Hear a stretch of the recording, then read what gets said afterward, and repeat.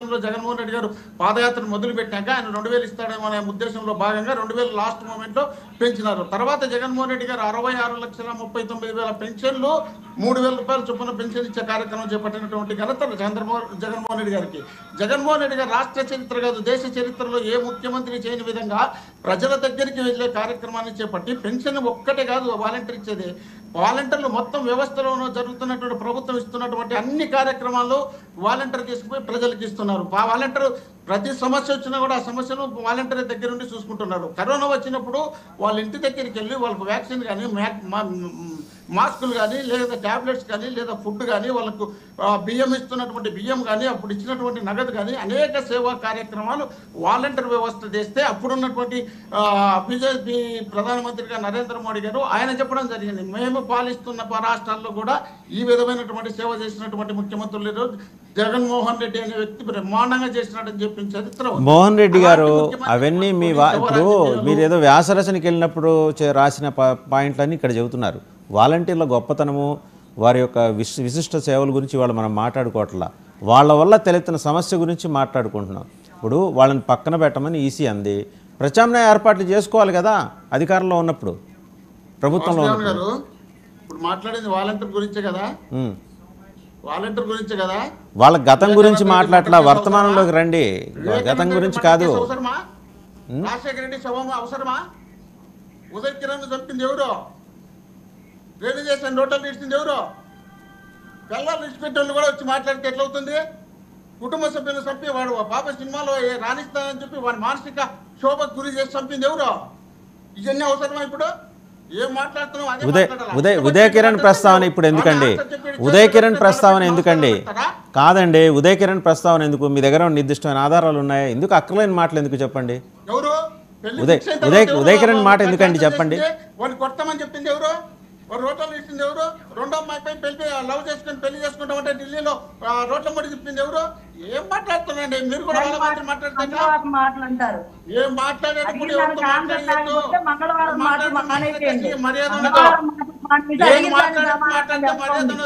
మీకు పాలసీ ప్రకారం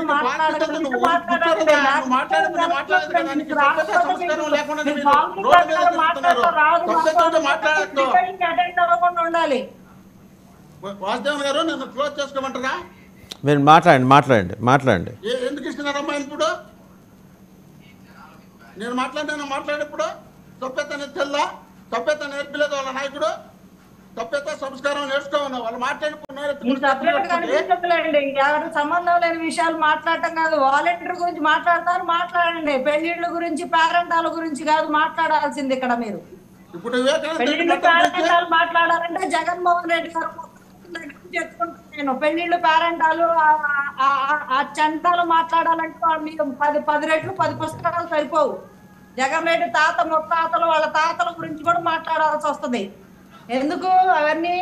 మీరు వాలంటీర్స్ గురించి మాట్లాడండి మీకు చేతనైతే. శివపార్వతి గారు ఒక అంశం అండి ఇక్కడ. ఒక నిమిషం మోహన్ రెడ్డి గారు, ఒక నిమిషం.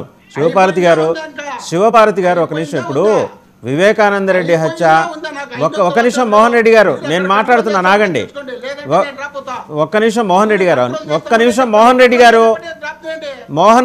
ఒక నిమిషం ఆగండి, నేను మాట్లాడుతున్నాను. శివపార్వతి గారు వివేకానంద రెడ్డి హత్య గురించి, రాజశేఖర రెడ్డి గారి మరణం గురించి ఇక్కడ ప్రస్తావన చేయాల్సిన అవసరం మీకు కూడా లేదు కదా? ఆయన లేవనెత్తారు అంటే ఇలాంటి అక్కర్లేని విషయం మీరు మాట్లాడారు కాబట్టి ఆయన లేవనెత్తున్నారు. Have some patience, balance talk ఉండాలండి.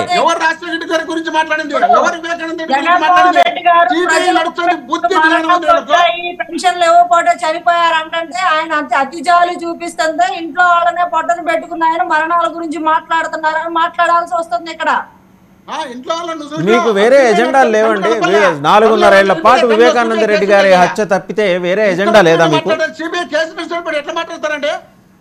వేరే కూడా మాట్లాడాను కదా నేను, వేరే కూడా మాట్లాడాను. కల్తీ మద్యం దాటి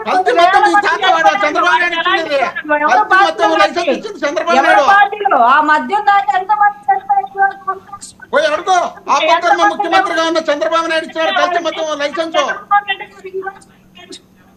కల్తీ మద్యానికి లైసెన్స్ ఇచ్చినటువంటి వ్యక్తి చంద్రబాబు నాయుడు 99 లైసెన్సులు ఇచ్చినాడు. ఆ రోజు ఆపద్ధర్మ ముఖ్యమంత్రి లక్షల కోట్ల డబ్బులు తీసుకొని పెద్ద మనిషి మరి ఆయన తయారు చేసిన మద్యం దాకి వేల కుటుంబాలు రోడ్డు పడ్డాయి.